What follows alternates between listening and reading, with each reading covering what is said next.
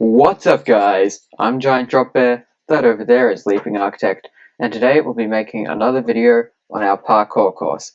That's right, this has not left, it's back. As you can see over there, we've already started a bit of work, I'll show you that soon.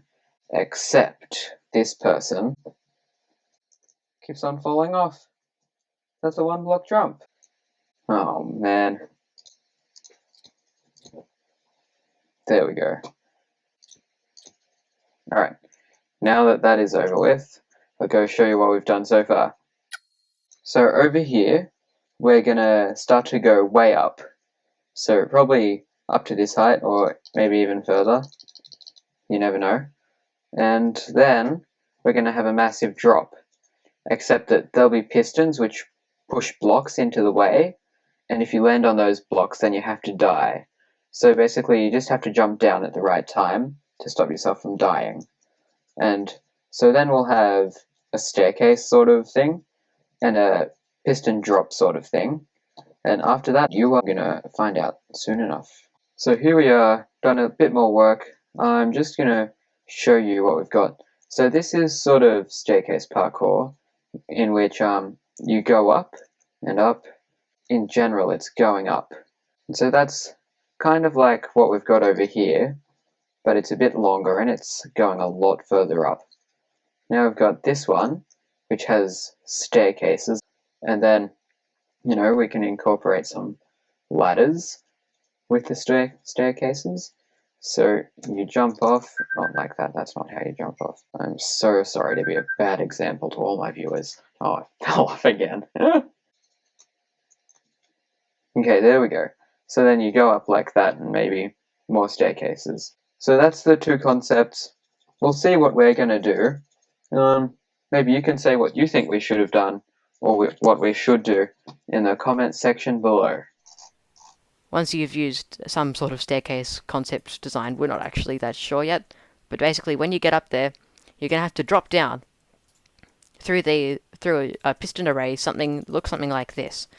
Now the idea is you're going to be high enough that when you drop down, you can't actually time it so that the pistons are open when you drop. So basically, it's difficult to time. Anyway, it might just take a couple tries. I'll show you how this works. Basically, we have pistons connected up to this redstone dust. This redstone dust powers the block, which powers the pistons, and they're just retracting, they're just moving the blocks, which means that you can drop through, or you can hit the blocks and die. Hit the blocks and die. You can hit the blocks and die. Now we'll have like some walls over here, so you can't just drop onto that. Or we can just kill you with fall damage, because you actually have to get through this. And then you can get through that hole. That's very interesting. I learn things every day, and I actually learned that on accident. Anyway, what we're going to be doing to make our pistons go back and forth, and the reason why we want them to be going back and forth is because there's no point in having it just permanently closed like this. Because you hit the blocks and die, or permanently open, because then you can just easily get through. But basically, we're going to be using what's called a hopper timer. This is a hopper timer here. It's a little bit complicated, but what I'm going to do is I'm going to stop the clock. Alright, what's happening here is we have two hoppers. We have three items in these hoppers in total. There's two there, one there. And I will demonstrate what's going on here. So if I were to just put in some hoppers going into each other, well, what's going to happen if I put an item in there? It's just going to go back and forth between them. Then if I put more items in there, they're going to go back and forth too. It's just nothing's going to happen. It's just going to be one item is going to go back and forth because one hopper will put it into the other hopper, and then the other hopper will just shoot it back into the original one. But what we can do to make this process of putting the items back into each other a bit longer is by locking one of the hoppers. And to do this, we're just going to power it with a redstone block. So now if I put these items in here, they can leave this hopper, but they're not going to leave this hopper because this is locked. Alright, but then what happens when all the items have transferred from here to here? Well, this is where the timing part comes in. Up here we have these sticky pistons pushing the redstone block back and forth. Basically, when all the items, if I take one out of here, when all the items are in here, and there's only 2 items in there at this stage. Now there's 3, because I'll show you again. There's none in that one. They're all in here. This comparator is powering this piston to push it over, and there's nothing in this hopper, so this comparator that reached this hopper is not powering this piston, which means the redstone block will move across. Now, if it wasn't for this redstone block, then the items would be channeling out of this hopper and into this hopper, and then the process would go backwards. Now, to demonstrate this in full, I'm going to put some more items in here. Let's just put some random stuff in. Alright, now I'll get rid of this. All the items have to leave here, and we'll see that happen in a second. Alright. And go into here before the redstone block will switch over. Which means, effectively, we have our own timer that we can control exactly how long we want to go. If we want the intervals to be longer, we add more items. If we want it to be shorter, we add less. The amount that we've decided on is 3, though we might edit this later when we actually do survival testing. But this is how a hover timer works. So, while LeapingArchitect was a long way away, playing with the fairies or, redstone, I was doing the staircase over here. We had the 2 concepts, the actual staircase platforms and the little thing that goes up, and I figured out a compromise. So basically, we start here, and we have what I'd already done over here, all the way along, up until here, when we go into a ladder tower, and we have some staircase platforms, which take us all the way up to our finishing tower over here. The important thing is that now we're up here, and ready for LeapingArchitect's cool piston thing, which is turned off, apparently. Haha, I turned it back on. Alright, well, let's turn it off. I'm sure you'll appreciate the effort we put into this time lapse. Okay, I'll just admit it. I was breaking blocks and LeapingArchitect was recording, no big deal. So here we are, guys. I've taken what blocks we had in here and I've been retexturing with some copper, and I'd say it's looking pretty good. Okay, that one looked a bit out of place, but so far I reckon it's looking pretty cool. Still got to do this bit over here, and LeapingArchitect is doing more redstone. Anyway, what's left to do is a bit of survival testing. I've already done some of that, but it's always good to do some more, because you can never be too careful about how it is. Okay, I'm here with the new hopper timer and piston array. This is very simple, same thing as that, just less pistons though, because you have a bit of a smaller gap. What will happen, I will set myself to survival mode for this. What will happen is you come along here, jump to the ladder, you make the jump anyway, set your spawn, my spawn is already set here, and then you jump down, time it well, and get through the pistons. Now the fact is there's no water down there. When we get the water in, you'll be able to get through and live. And game mode is now creative.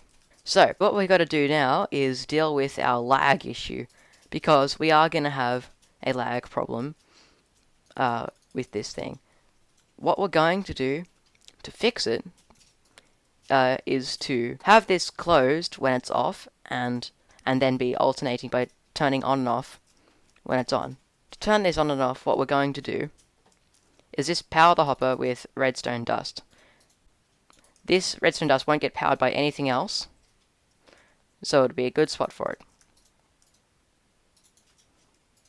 So now if I just put a redstone block here, I have turned this off such that our pistons are now closed. What we need to do, get some kind of activation system all the way up from up there. How are we going to do this? Well, we're going to do this with pistons and slime blocks. Okay, we now have some additions to the system. I'm fairly sure I've done this method in a different video, but I'll explain it again. Basically, we can activate it from up here now with these pistons and slime blocks with redstone blocks on the end.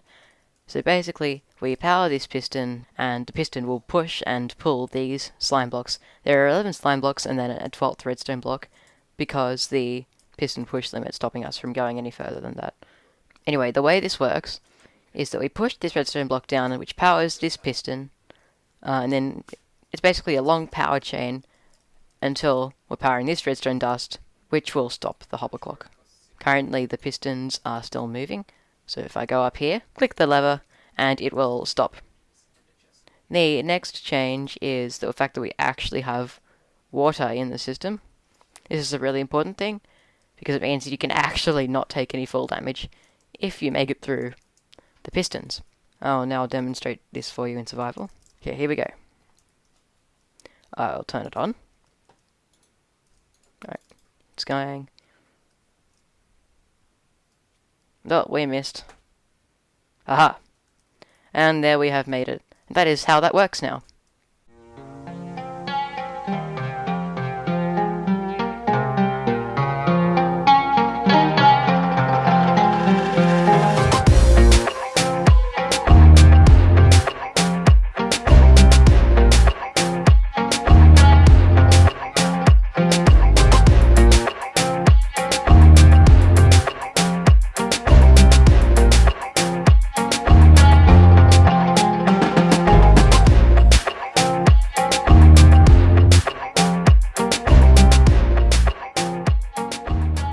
And this is a quick montage of our survival testing. Yo.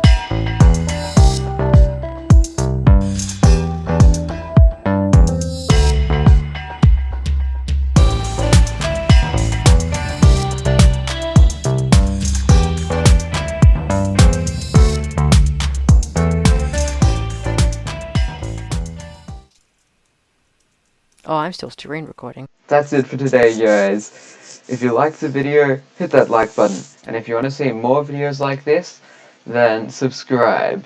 Thanks for watching. Thank you. Goodbye.